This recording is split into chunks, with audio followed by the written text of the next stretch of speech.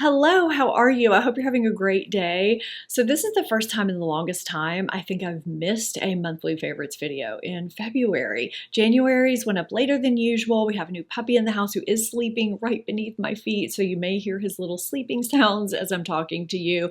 It was around Mardi Gras time. Life was just really busy. So I have a few weeks worth of really great makeup, skincare, and lifestyle products to share with you, and a few TV shows and a movie to chat with you about. I have a little bit of everything in today's video. Welcome back to my channel. Welcome if you're new, and let's go ahead and get into these current beauty and lifestyle products and other types of things that I've been loving over the past couple of months. At this point in the year, I don't typically try to predict what will wind up in my end of the year top favorites videos because a lot can happen between now and then, but I have been so impressed with these new Physicians Formula Butter Glow and Go multi-use sticks that I feel pretty confident in saying they will probably wind up in my top favorite drugstore products of the year. The quality is great, they apply beautifully, and they wear well. So I have Sunkissed Rose and Beachy Pink. Sunkissed Rose is here and Beachy Pink is here. You have a richly pigmented velvety contour bronzer on one end, and on the other you have a buildable glowy blush. I've just found this so incredibly easy and convenient to use,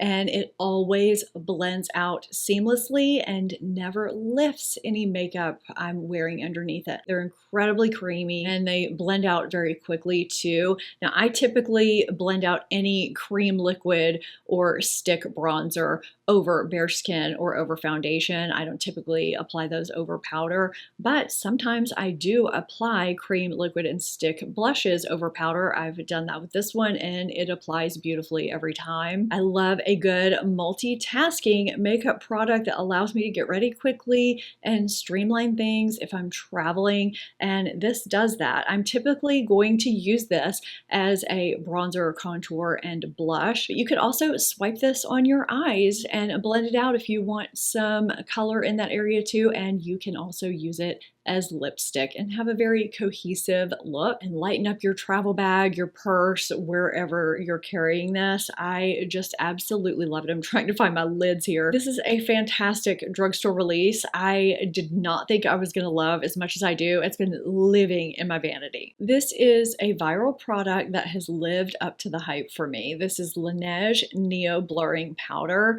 and as someone who is almost 50 and has combination skin that's normal dry around the perimeter but gets shine in my T-zone and lives in extreme humidity year-round and tons of heat most of the year here in New Orleans, blotting is a daily part of my life most days, but I'm very picky about the powders I do it with. I'm very picky about my setting powders because I don't want anything to accentuate texture or make my normal dry areas look drier, and I don't want anything to look cakey. So what you'll notice as you open this, and by the way, I feel like the casing here looks kind of reminiscent of an Apple AirPods case. The white, the roundness, just has that vibe. So when you open it, you'll see the puff. Mine is dirty because I've used it to set, I've used it to blot, and then you open the hinged inside lid, and what this blue area is a silicone mesh dispenser that allows this to be mess-free, spill-free. So you just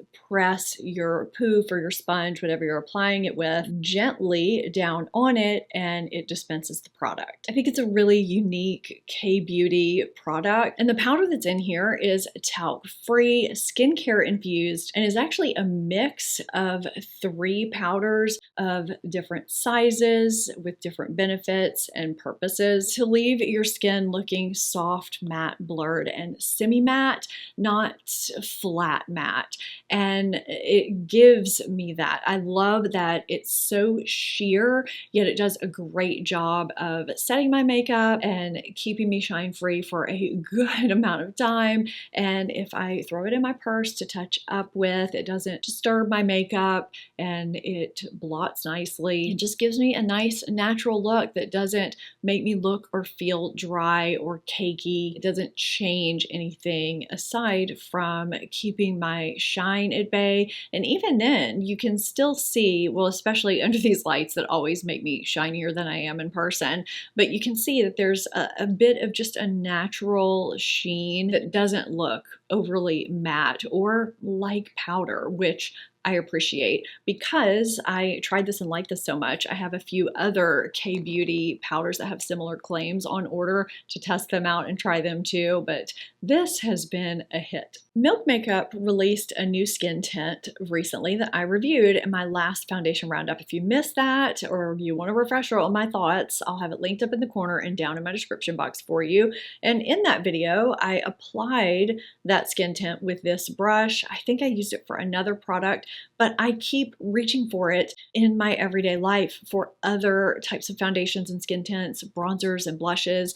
It just works for everything I've tried it with, and there's just something about it that keeps me reaching for it. And I looked and it's $20, which makes it even better. And just yesterday, as I was finalizing products for this video, there was a sale on Milk Makeup's site. Now don't hold me to that. By the time this goes live, that could be over, but $20 is such a great price point for, so far, what I've experienced with the quality of this brush that I've reached for nearly every day. The softness, the density, the angle, the size, it's just really great for so many things. I have some go-to favorite makeup brushes from makeup brush brands, but sometimes diamonds in the rough come out from just regular makeup brands, and this is one of those times. I've just been reaching for this over and over and over, so I had to put it in this video. I deeply regretted not getting this palette the first time it was out. Every time I saw someone use it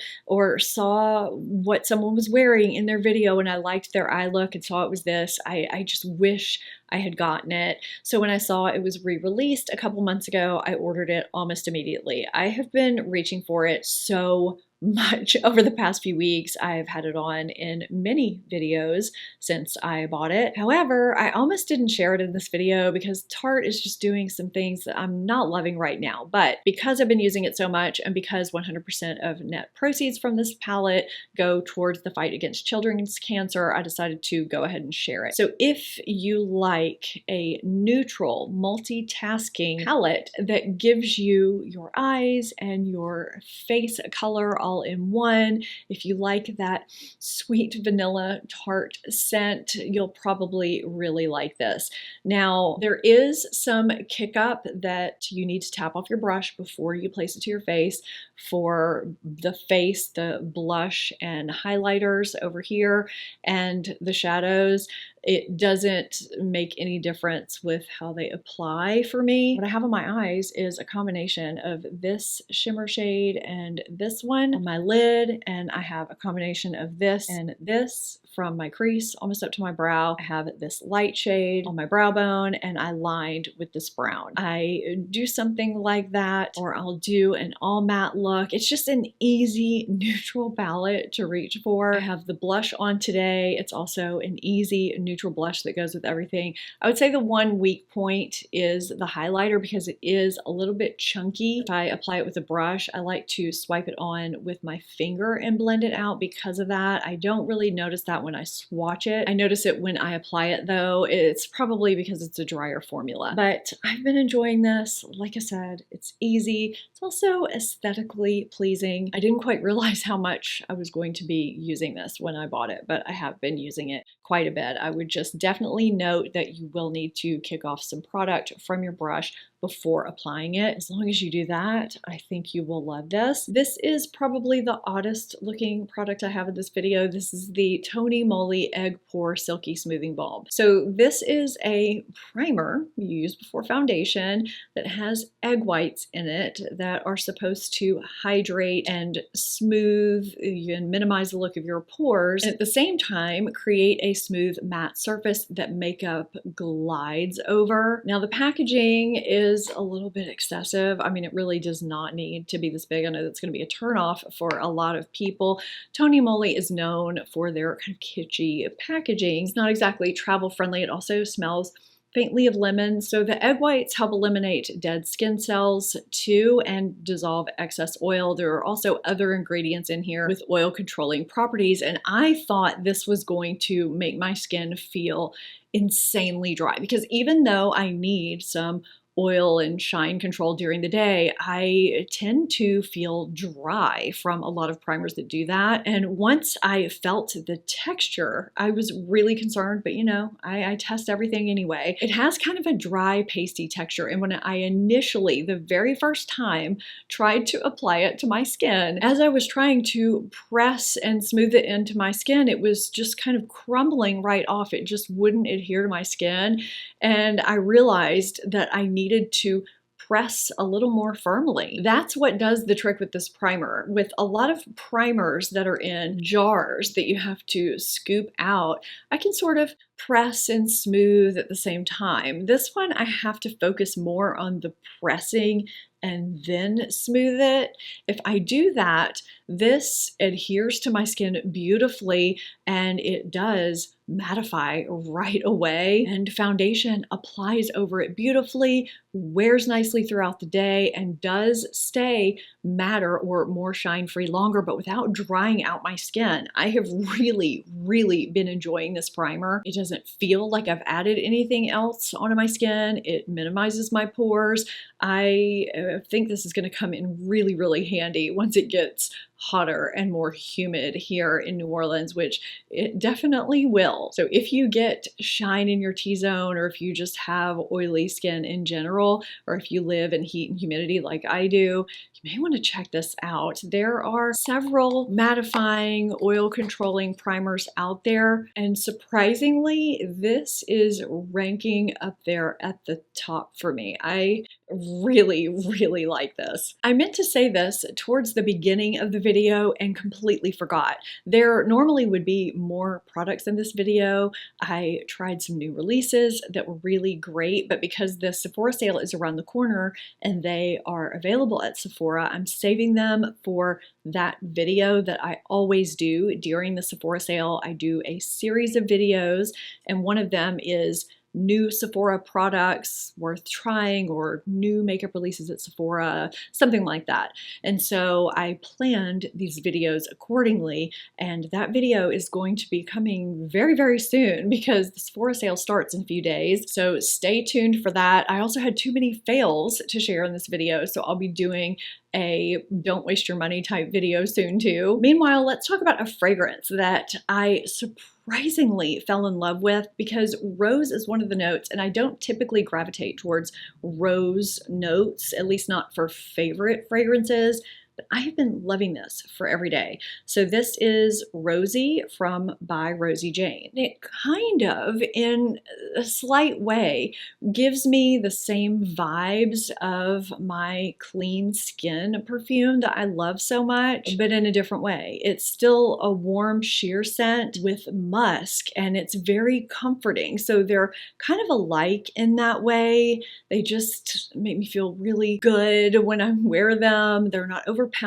They're just great to spray on for any time. It says this is inspired by naked skin with notes of nude musk, sweet rose, and vanilla, and it feels like sleeping in your birthday suit, nude and translucent. And Rosie is all white musk in the top, middle, and base note, but it molds itself to you, so it becomes uniquely you, as any fragrance does. It just gives a nice, fresh, clean, yet comforting feeling that I absolutely love. Oh, and it lasts a decent amount of time on me, so I love it for that too. This is my second by Rosie Jane fragrance. I've talked about Dolce before. I really enjoy that one too, so I'm kind of interested to try more. I recently tried a few products for the first time from the brand Hanni, which is available from Sephora. So I want to share two of them that really stand out to me. The first is the, what is it called? Cocoon Cleanse Solid Body Serum Cleanser, and it is a concentrated soap-free cleanser in bar soap form that cleans very thoroughly, but without leaving the tightness that a regular bar soap does. You can definitely tell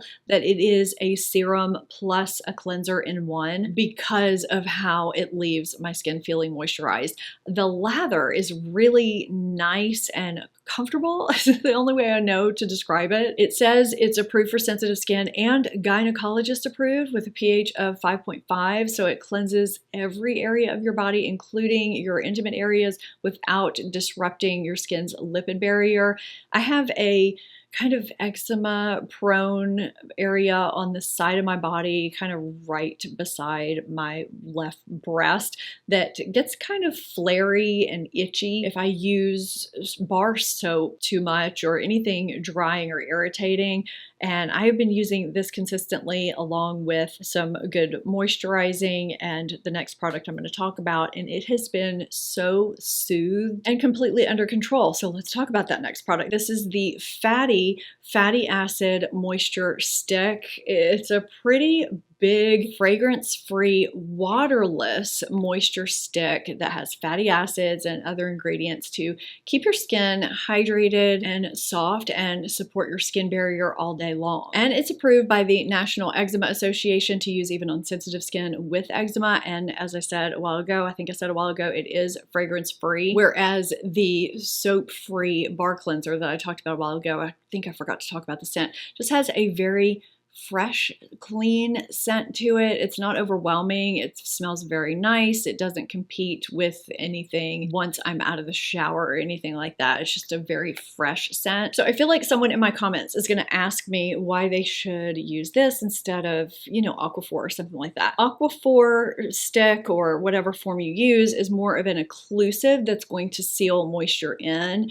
This is actually moisture and fatty acids and all the things that I said a while ago that hydrate and support your skin barrier in stick form. And it doesn't have a heavy, greasy feeling. It feels very thin. So it gives you hydration, softness, and skin barrier support in a portable form. You can travel with it very easily if you want something that's not a liquid, and it's also not greasy. I'm actually surprised at how much I've been reaching for this because it's just so easy to swipe it on. Really, really like it. I updated a couple of my sneakers this month. I'm not someone that has to wear my sneakers into the ground, but I found I wasn't wearing a few of my nicer, older sneakers because they either just looked outdated or they just weren't comfortable anymore to me, and I have to feel comfortable when I'm wearing any type of shoe.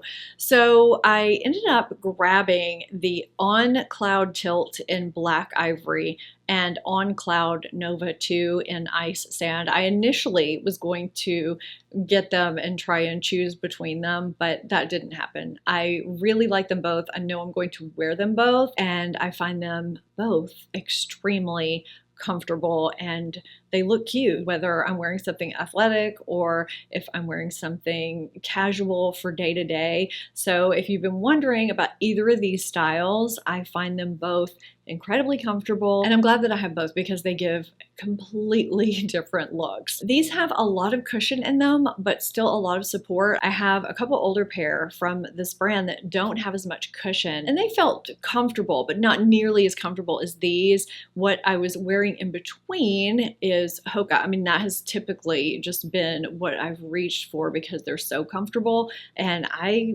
would say that these are as comfortable as my Hokas. Before I get into the movie and TV and all that, I have a specific item that's helped me out day to day with the new puppy that may help you out if you're a pet owner. So I just wanted to share it with you really quickly. So when I was getting all of the things we would need for Toby to be in the house, I was looking at dog dishes and a mat to help protect our wood floors from any water spillage. And I came across this Spillproof dog dish set. So I grabbed it, not really thinking that it would work as well as it has, but it has. So it has a food and water dish, and if you spill water, it goes down into the dish itself instead of all over your floors. I mean, puppies can be messy, so that was something that I was really concerned about. So what I love is that I can just take that little bottom tray and rinse it out, clean it out. I don't have to worry about water getting all over my floors. Having water spills around your dog's water bowl doesn't really pertain to just puppies, you know? So I've just really enjoyed having this because it's less cleanup for me. So if that's an issue for you, I thought you might want to know about it if you don't already. Who is watching episode 7 of White Lotus tonight? Let me know in the comments. I feel like we are in for a couple of really crazy last 2 episodes. The reason I think for the slower pacing of this season is because we have 8 episodes versus 6 in season 1 and 7 in season 2. But the last couple have been pretty wild, and I feel like we got to see some really good acting chops from Patrick Schwarzenegger in this last one from last Sunday. I'm also really glad that the younger generations are getting to see Parker Posey because she's so great. I have a lot I could say about this show in its entirety, but I'm keeping it to a few just superficial things. I feel like they styled Michelle Monaghan so much like Annie Murphy from Schitt's Creek. It was intentional for some reason. That has been on my mind almost this whole time. Do you have theories? What's been your favorite White Lotus season so far? Let me know all that in the comments too. And if you have not seen Severance, the hype is real. It is so good. Season 2 just ended. I actually had to rewatch season 1 because it had been so long since it aired when season 2 started. It's incredibly well done. The acting is great and the story is really complex and gives you a lot to think about. So if you're not familiar with what it is, if you're thinking it's just some version of The Office or something like that, it's not at all. I know a lot of people go into it thinking that's what it's going to be. So it centers around these employees at a biotech company called Lumen, and they've agreed to undergo a procedure called severance. So when they go into work each day, they have no memories at all of the outside world. Their inside, their work personality, their innie has no memory of the outside world, has no recollection of who they are or anyone or anything in the outside world. And when they go home, they are their outie. They are who they always have been. And so it gets into the complexities of that further and further into the series, how one personality would affect the other. Are you two different people? Are you one person? It's a lot once you start getting into the nuances of everything and what's really going on at Lumen Industries. It's very interesting. It's very complex. There are comedic things that happen within this show. It's definitely not a comedy though, but it is very good. This one is going to be random, but I never watched The Good Wife when it was on. I remember my mom and dad raving about it and saying I would love it. And I don't know if I was watching something else at the time or if I just wasn't interested for whatever reason, but I finally watched it, I finished it, and I absolutely loved it. I loved it the whole way through. I know some people talked about how the last couple of seasons weren't as good as the beginning. I loved it. I loved the whole thing. So if you also didn't watch it and you're looking for something to check out, I recommend it. I mean, I remember it being big, but I didn't realize how big it was. There were famous guest stars on it constantly. I mean, I would be watching an episode and I'd be like, oh, here we go. Here's somebody else. Here's somebody else. It was crazy. There's an overall story arc, and then you have story arcs that span several episodes, and then some that are just in each episode. But it basically follows Alicia Florrick, who has a husband involved in a political sex scandal. So she has to go back to work at a law firm. And it's about her and her law career and her family and her dealing with all of that with her husband. It's just really good. I thoroughly enjoyed it. If you've seen the somewhat recent movie Heretic, let me know your thoughts about it without spoiling it for others in the comments down below. I loved seeing Hugh Grant in this type of role because he doesn't usually play evil, serious types of characters. That's not a spoiler, that's known up front. I just don't know how I feel about the movie overall. So I'm going to give you a synopsis. It says, two young missionaries become ensnared in a deadly game of cat and mouse when they knock on the door of the diabolical Mr. Reed. Trapped in his home, they must turn to their faith if they want to make it out alive. That's what you're getting. It has a definite feeling of suspense and dread throughout. There were just some parts towards the end, and maybe the end, that I don't know, I just didn't really love about it. But overall, I mean, if you're looking for a thriller kind of true crime feeling type of movie, it may be for you, but I would love to know your thoughts if you've seen it. I kind of thought about it for a while after I watched it, and I just couldn't quite figure out how I felt about it once it ended. I feel like I have 5 more TV shows I could chat with you about, but that would make it almost another video. I could save those for next month, I guess. Let me know if you want to hear about those in next month's favorites and fails. I hope you enjoyed this one. If you did, give it a thumbs up, subscribe if you're not already. Thank you so much for watching, and I will see you in my next video. Bye.